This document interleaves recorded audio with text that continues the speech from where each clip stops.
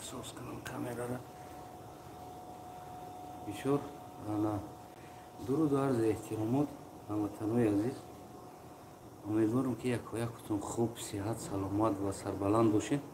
اگر صدای ما پستر بیاید شما میتونید خبر کنید برای تلفن در دورتر ماندگی است چی نیست، میکروفون نداریم متاسفانه.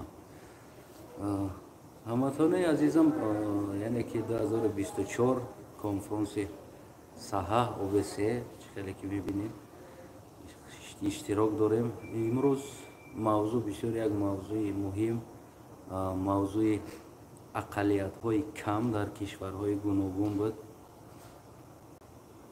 البته برآمد گرفته بوده، متاسفانه بسیار سخت متاسفانه که همون وقت ساعتی من بگیم که نامده وقت ساعتی کنفرانس با پایان رسید. اما به نهایت بگیم از زمین تا آسمان و مینداری تشکر کردنی هستم با برادر عبیدالله که در وقتی برآمد خود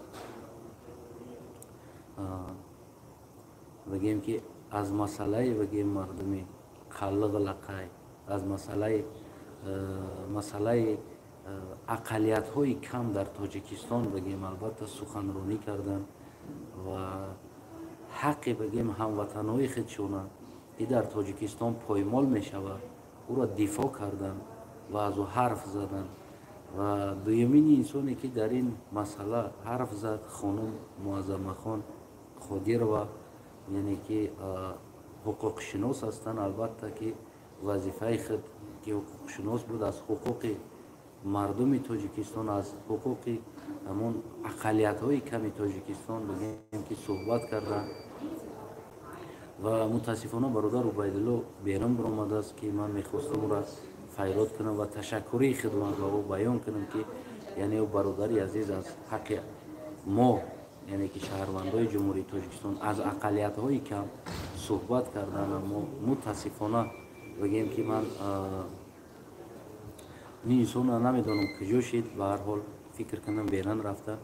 البته که در این حالت بگیم که خانم معظمه خان خودیروا که خانم معظمه خان خودیروا در اینجا هستند، شما را خوش آمدین میگیم با برنامه خادم خلق. کمی کامera سوستر باشه که شما هم درست‌تر بیاین. Maydaka kastamonu manam hocama. Tabii bişinin ki şu kalanı var. Manam maydaka kastamonu. Şu kalanı var. Ben telefonuma da nağın. Telefonuma da jonaş destek. Ben bahar hocaşudan basikram. Bale. Avalan ki konum azam akıllı şuna bişyor teşekkür mekanım ki şuma az hakkı ne tanha bugün projek balki az hakkı Tacikistani imroz difaa kardin. Az hakkı اقلیت‌های کمی که بگیم خلق لقای دیگر اقلیت هایی که در تاجیکستان بود امروز شما صحبت کردین که یعنی امروزه کار حکومتی که میکنه یعنی این یک نهال دوستی نه که بلکه یک نهال نفرت بین اقلیت ها یعنی میسازونه. بسیار میندارم از شما و میتونین یک کمی در بیننده ها فکر نظرتون امین درباره اقلیت ها بگید. اقلیت ها یعنی که این نشست ها میشه. سلام علیکم بیننده های خود میخوام برای بلندتر گفتم بگید. صدای من امیدوارم که رفته ایستاده است. امروز روز نهم صحه بود OBC کنفرانس دوام داده ایستاده است. هر روز همه روز مهم تема باید دارد، برنامه دارد. لیکن امروز هم یکی از مهمترین موضوع بود، یعنی که اقلیت ها و پایمال کردن حقوق اون نفران در کل دنیا.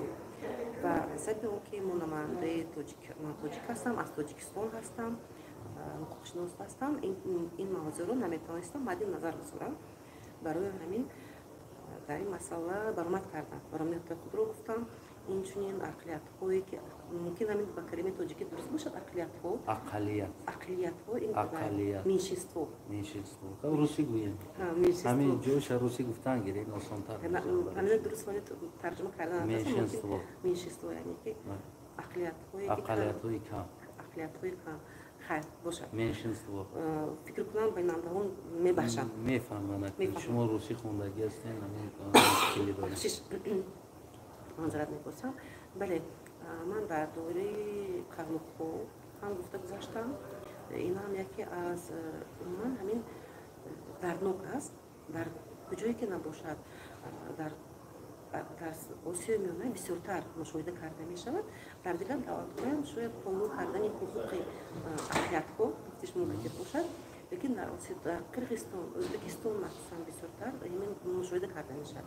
яке аз сабабҳош намедонам чӣ гуфта метавонам. яъне ояндаи чӣ дора агар ки мисол гирем ҳамин чиз рафтангира мисол эҳтиром нагзоранд ба як бигем ки культураи як инсон, эҳтиром нагзоранд ба забони як инсон, ки ин оқибаташ чӣ мешавад? чӣ интизор бояд? ман дар баромади ҳамин рӯз гуфтам, оқибаташ хеле гиряовар аст. шояд ҳечкас ҷангро намехоҳад, шояд то ҳамон ҷанг бурда расонад. фикри ман гуфтам. агар ин дафъа ягон як гуфти рӯсҳо як раскачка шавад, чиз мешавад? наза мешавад. оқибати хеле бад дорад. пешгӯӣ кардан намехоҳам. дар асл бояд мо эҳтироми худро на танҳо дар ҳамон ақлиятҳои кам, дар дин, дар фаъолиятҳо независимо аз нация мегӯям, нация деятельности бояд мо ҳурмат гузорем. касе бошад набошад. лекин мутаассифона давлати мо ҳам ҳаминро ба инобат гирифта намешавад. наводатон гуфта метавонед ки бисёр нафароне ки қарлуқҳо дар тоҷикистон ҳастанд, аз рӯи ки шунидем ман, аз рӯи статистика нею беш аз 800 000 бештар будадем, лекин баъдан ки дар вақти союз бошад шӯравӣ, баъд аз шикасти шӯравӣ 700 чанд ҳазор, қариб 800 000, қариб мегӯем 800 000. лекин барои чӣ пас аз гузаштани 30-32 сол 7 000 мерасад. яъне ба онҳо ба ҷои зиёд шудан яъне кам мешаванд. ин аллакай поймол кардани ҳуқуқи онҳои нафароне аст. ин нисбати қарлуқҳо, чунин гуфта мешавад нисбати лақайҳо, нисбати ҷугиҳои шояд каме хел бошад. аҳам чи дарднок ин аст ки проблемаи солҳои охир проблема шудааст. ин масъалаи бо бадахшон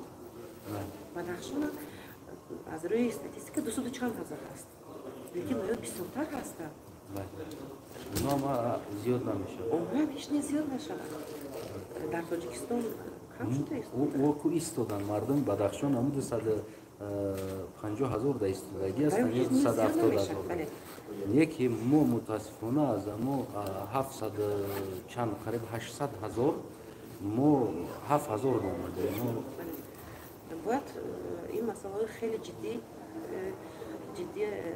чӣ кардан дар кор, назар кардан дар кор ба гӯши политикаҳо чи ҳукуматдорони мо бурда расондан дар кор, яъне ки мониторингҳо кардан дар кор. ҳамчуноне ки манам дар сайдивенди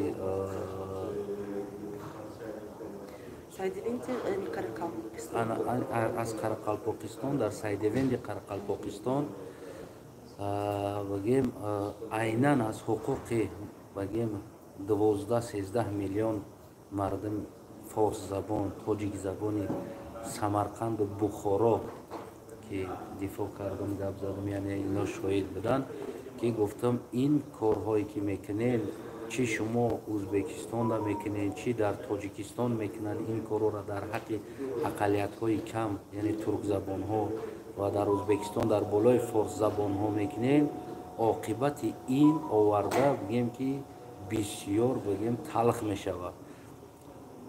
бояд эҳтиром гузорем. ва имрӯз бибинед мо чандин сол мешавад ҳатто мо аслияти худа намедонем. ҳамин қадар медонем қалиқ ҳастем, халос. маҳдуд кардагӣ ҳастанд. яъне 70 соли СССР репрессия буд. яъне таърих ин чизо бигем ҳама маҳкам буд. яъне дигар набуд имкони пайдо кардан. ин асри интернет омад ки мо тонистем инҳоро пайдо кунем, аслияти худа пайдо кунем. аммо имрӯз мо воқеъ душманӣ надорем ба касе. мо мехоҳем ҳамон культураи худмона, фарҳанги худмона, маданияти худмона, яъне ки мо дошта бошем центр культураи худмона, мо битонем ҷамъ шавем, мо битонем ҷаласа бигзаронем, мо битонем фарзандои худ монда ки бидани худмонро таблиғ карда битонем. Аммо имрӯз доран ин ҳолат, яъне китобҳои худро дошта бошем, китобҳои худ, яъне дар 2 рӯз пеш хато накунем дар Азия Плюс биромад, агар шумо хонда бошед 500 деҳаву яъне ки инора гирифтан ош 100 сола шад мазам нест. яъне 500 деҳаву бигем ки ҷои зисте ки инҳо номи туркӣ доранд гуфта гирифта иваз кардан. Оё ҳамин чандин садсолаҳо, чандин асрҳо гӯем он деҳаҳо ҳамун ном буд. Оё ҳамун ном ягон мушкилӣ дошт байни мардуми Тоҷикистон, дар ягон мушкилӣ дошт? Мисол Qorғонтепа, ин ҳамун бигем ки қабристон дар тепагӣ, Qorғони қабристон мешавад, ҳамун мақбара меган чиз. Хоб ҳамин Qorғонтепа, ҳамин қасол номаш Qorғонтепа буд. Тоҷикам зиндагӣ мекард, лақаям зиндагӣ мекард, қалиғам ягон мушкилӣ дошт? Мушкилӣ дошт. Ман барои чи ҳайрон шудам. Барои 500 ноҳияҳо, қишлоқи ноҳияҳо иваз кардан, барои ин маблағ мерад. ҳамаи маблағ талаб мекунад. Ман ҳайронам ки яъне ки Тоҷикистон ягон мушкилот надорад. ҳамаи мушкилотҳои Тоҷикистон ҳалли фасли худро ёфтагиаст.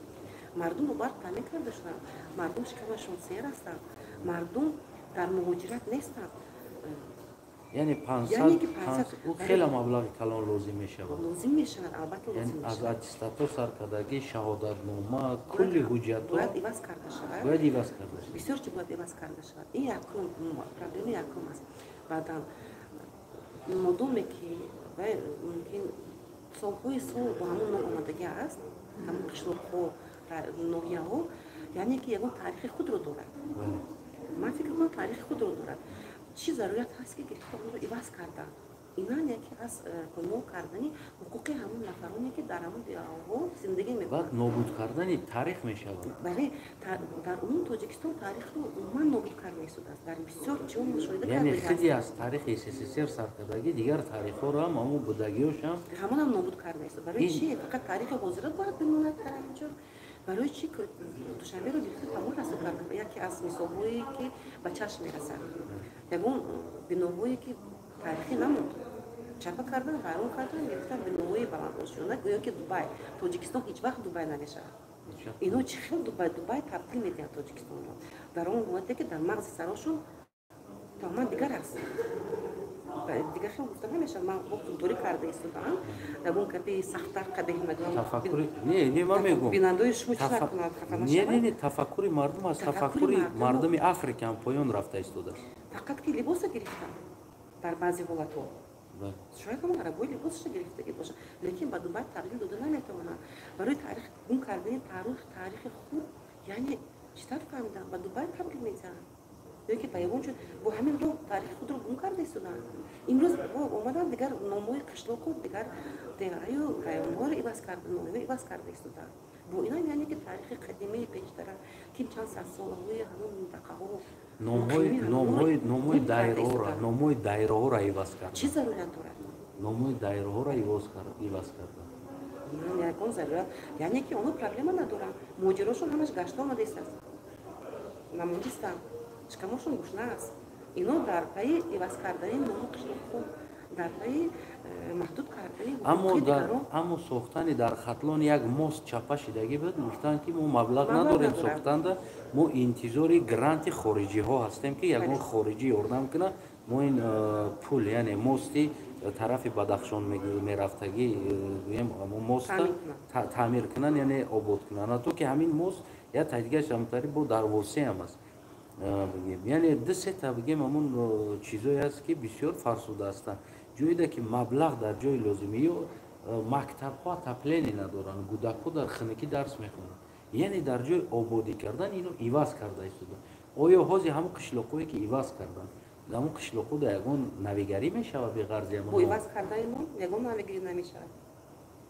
бо ҳамон мардум барои одат кардани ба ҳамон ном бо репрессия мешавад болои мардум. Албатта ҳама мардум одат кардага ҳастанд, чандин солҳо бо ҳамин ном зиндагӣ карда омадага ҳастанд. барои во чӣ хатар дорад? ё туркӣ бошад ё ки русӣ бошад. ман намефаҳмам. ақли ман қабул карда наметавонад. имрӯз Эмомалӣ Раҳмон мехоҳад хича як герой нишон бида дар Тоҷикистон, гӯё ки инамо бигем ки тоҷикӣ кардем ҳамара. хоб ина тоҷикӣ кардем ҳамара. хоб Қорғонтепара гирифтем, бохтар кардем. оё дар уҷа отопление пайдо шид? оё дар уҷа мактабошон отопление пайдо карданд? ё 24 соата свет омад мардум? чӣ пешравӣ шид? ман ҳамида ҳайрон ҳастам. бояд ира мардум дарк кунад. бояд мардум худаш боводиям дар ин масъала. бояд ман намедонам вокуниш нишон доданам ин ҳамаш фоида надорад. қароре ки қабул кардага ҳастанд бо он депутатҳое ки яъне ки ман он депутатҳои фурӯхташуда мегӯям. не ҳамон депутатҳо ҳамон депутатҳое ки фурӯхшуда, депутатҳое ки чоплус ҳастанд аксарият қабул мекунанд. чӣ ки бошад ҳамонро қабул мекунанд. мо дар Тоҷикистон надорем ягон депутате ки бигем овози худа ё мустақил фикри худа дошта бошад. аммо ин чизҳо оқибаташ иғво медозад. шахсан ман як инсони бигем як патриоти ин Тоҷикистон будам. патриот ҳастам ку шояд мисли ман патриот бигем ки ҳамун тоҷик худаш набад. ки ман барои намедонам Самарқанду Бухоро миллион чизо бигем ки барномаҳо доштам ва бигем ки кӯшиш мекардам.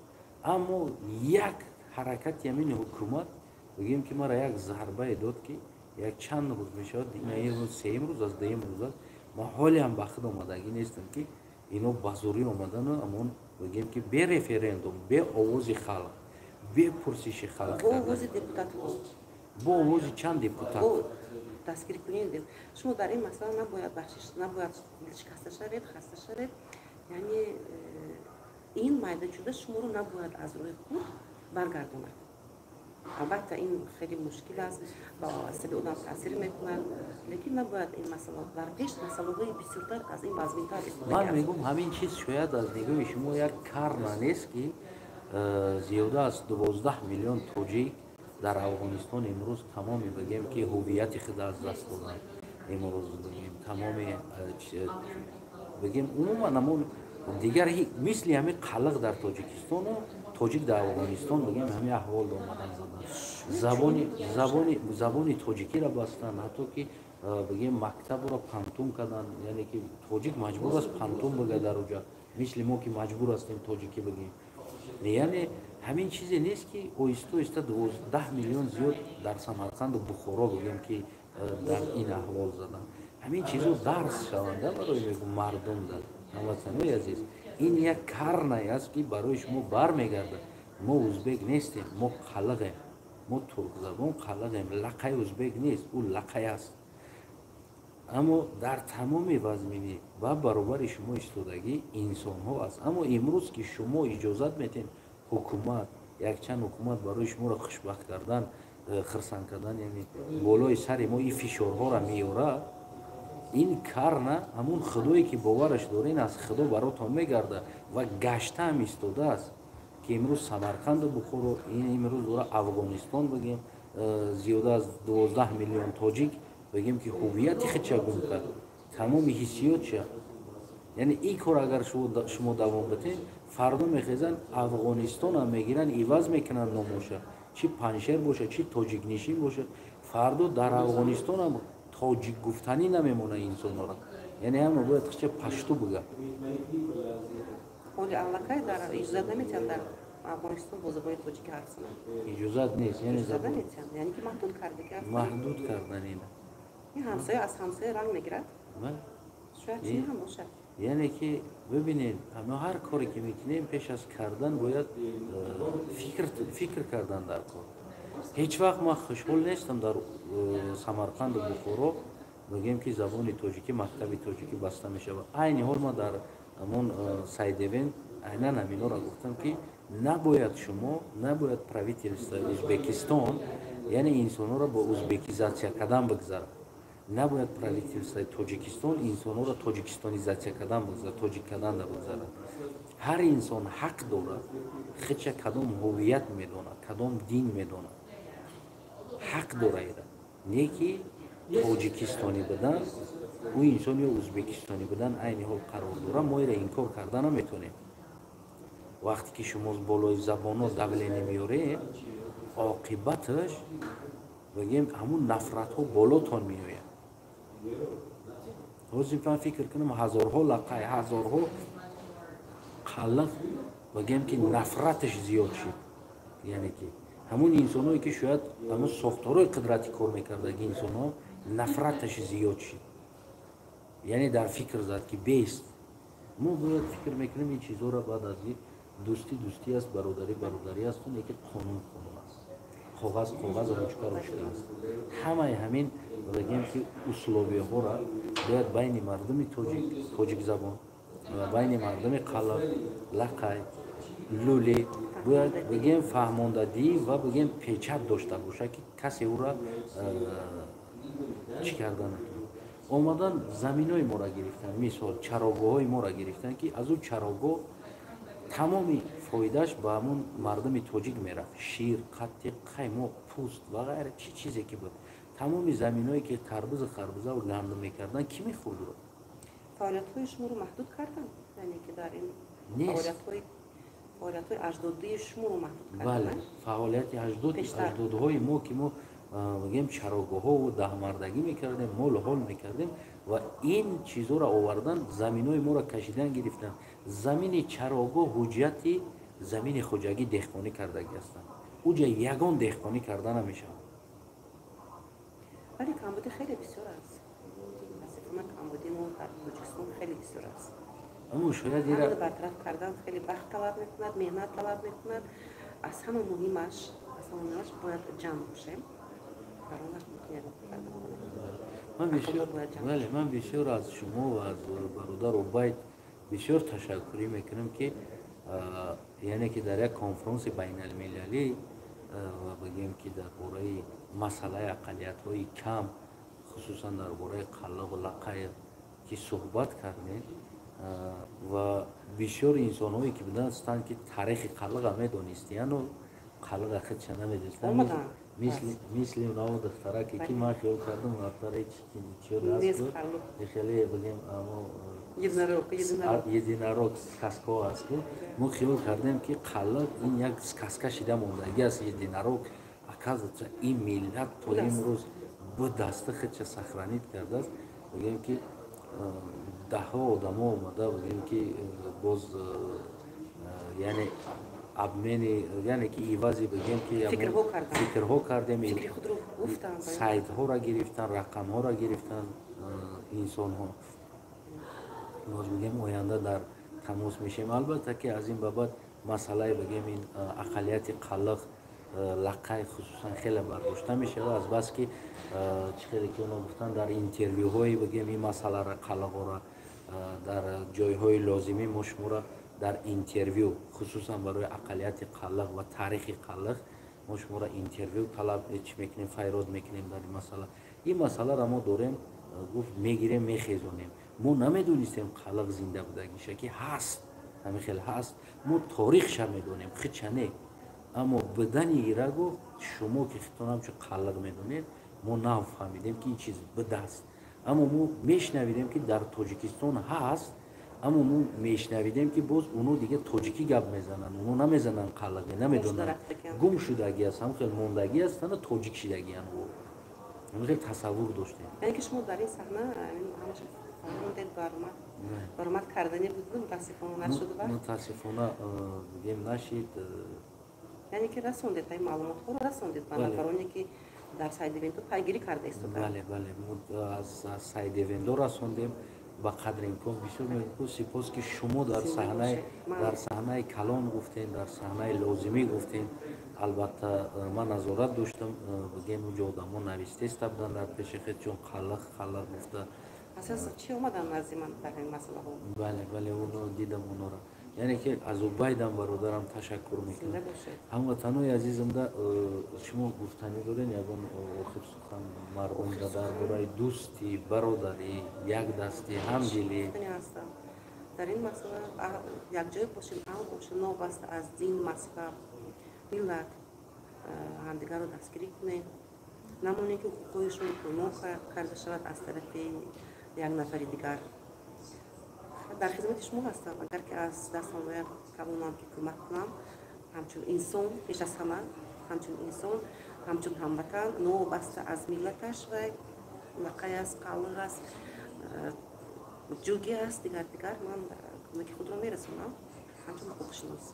Дигар зинду саломат бошем. Хай метавонед шумо суҳбататонро ҳамроҳи бинандагонатон бо давом диҳед. منم انجام میتونم بسیار سپاس بشینین خیلی انجام میتونم باید بخیزیم دوستای عزیزم هموطنهای بین‌المللی گرامی ببینید دوستای عزیزم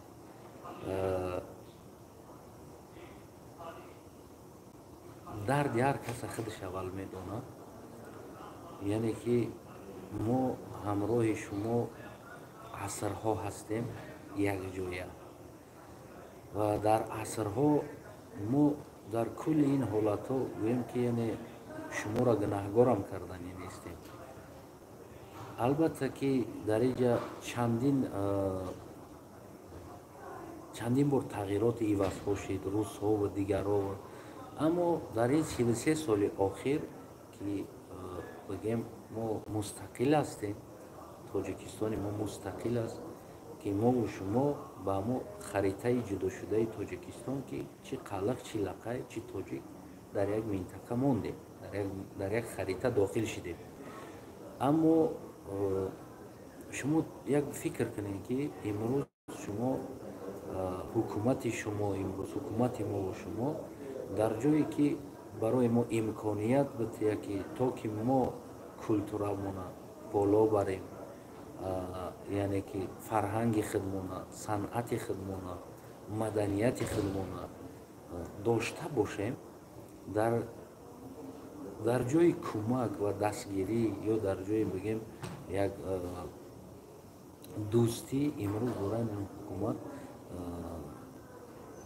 یعنی بازم بگیم که زیر پا کرده است من ببینید در درون اوقات یک پیاز باشه چه خیلی مزه میشه و بگیم که گوناگون محصولات دیگر داشته باشه باز مزهش زور میشه فرهنگ هم و در یک کشور چندین فرهنگ باشه چندین مدنیت باشه این خیلی زیبا میشه و با گوناگون مدنیت و گوناگون تمدن اما ما از شما هم چه دوستانه خواهش میکنم این سخنهای ما این برآمد ما یا که این طلب حق ما را دشمنی ندانید این دشمنی نیست این حق ماست این طلب ماست که ما قلق و لقیا دیگر اقلیت و لولیا همچون شما انسان هستیم و نه کمتر از شما فرهنگ مدنیت تمدن داریم و ما حق هم داریم که باید ما تمدن و فرهنگ مدنیت خودمون و فرزندهای خودمون زبان خودمون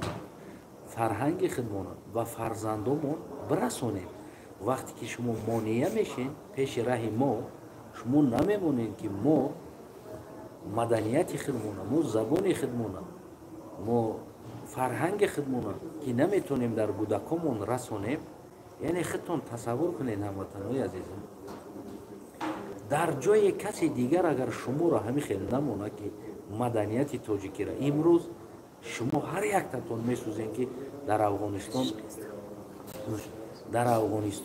در ازبکستان این حالتایی که سری تاجیک آمد شما هم اتون خیلی بگیم غمگین هستین همین خیلی است منم قطار شما غمگین است من بالاتر از شما این درد درک میکنم که پایمال حق تاجیک در یک کشور دیگر من بالاتر از شما این را درک میکنم میفهمید یعنی که خودی شما این را درک کردن نمیتونین آنچنانی که من درک میکنم درد مرا آن تاجیک افغانستان درک میکنه درد مرا تاجیک سمرقند و بخارا درک کرده میتونه که یعنی که این احوال دا او زندگی داره من درد تاجیک سمرقند و بخارا را از تاجیک دیده زیادتر میفهمم و زیادتر درک میکنم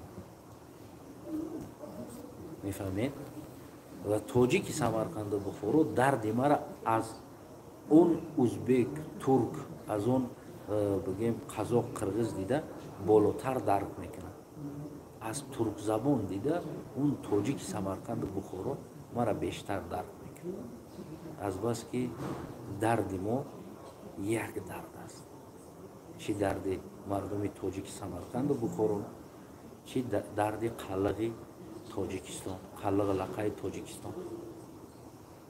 یعنی که ما نباید بین یکدیگر رزمگلازی داشته باشیم، نباید ما بخیلی با کسی دیگر داشته باشیم یا کسی دیگر را زیر پا کنیم و حق رشد کردن تمدنی و حق رشد کردن فرهنگ و مدنیتی و مانعه او شویم. برای ما زیاد کردنی نیستم سخن دوستای عزیزم. بسیار سپاس البته که از کنفرانس سحر با شما بگیم برادر و دوست و هموطن شما که میدونین نام ایواز است، یعنی استانه ارسلان، یعنی که کوتاه است استانه ارسلان از سحر اوبسه. بگیم که بسیار سپاس با دوستا و سپاس با همه دوستانی که قدر یکدیگر را میدونیم و من باوری دارم از پیش زیاد پست ها زیاد ویدیوها عیناً همین مسئله های بگیم اقلیت ها میشود و اون تاجیکی که خودش تاجیکستانی و تاجیک و اون تاجیکی که ما را هموطن خود قبول میکنه، هموطن خود قبول میکنه که ما هموطن هستیم، از یک وطن فرزندی سرزمین هستیم، گرچه اگر زبانمون هم فرق کننده باشه، او انسان بگیم که درک میکنه این چیزا و از حقوق ما دفاع میکنه. همین قسال ما از حقوق تاجیک دفاع کردم، از حقوق بدخشانی دفاع کردم، از حقوق سعودی دفاع کردم، از حقوق ختلانی دفاع کردم، از حقوق لولی دفاع کردم، از حقوق تمام انسانان، از دیناشون دفاع کردم، از تمام چیز دفاع کردم، از مذهبشون دفاع کردم، از نمیدونم مدنیتشون دفاع کردم تا همین روز. و باری هم در یک مشکلی مردم تاجیکستان ما قفا نشیشتم. شب روز سخن کردم در برتون و امروز من همچه هموطن شما میگم که هموطنای عزیز این مصیبت بر ما باشه، یعنی اجازت ندین یک حکومت یک بگیم ساختار بین ما و شما با این حرکتش اغوا بدازد. البته که از رنگ و رنگ کلتور بای دولت او بایترین دولت حساب می‌کنه، برای که در او دولت چندین کلتورها هست، چندین تاریخ‌های قدیم هست، چندین آدم‌هایی که اصل تاریخ قدیم دارند، ریشه قدیم دارند، در او دولت زندگی میکنند.